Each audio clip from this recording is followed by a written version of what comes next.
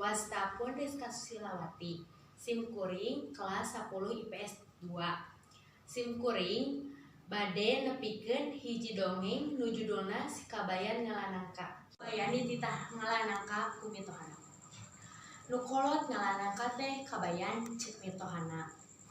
Kencling si kabayan ka kebon, ngored bedog rek ngalanangka barang nepi ka kebon. Si kabayan ulah ilik kana tangkal nangka. Manggih anu geus kolot hiji tur gede pisan.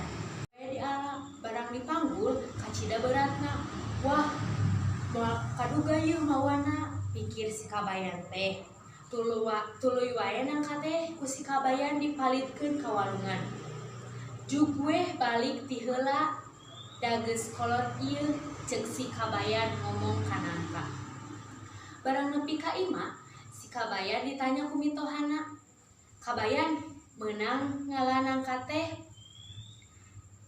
Komo deui weh meunang nya gede nya kolot teh balas si kabayan teh. Mana atuh ayeuna nangkana? Mitohana nanya. Har, naha can balik kitu? Apanan tadi geus dipalitkeun dititah balik ti heula ceuk si kabayan teh. Maneh bodo-bodo teuing moal aya nangka nu balik sorangan mitoha si kabayan keuheuleuun pisan.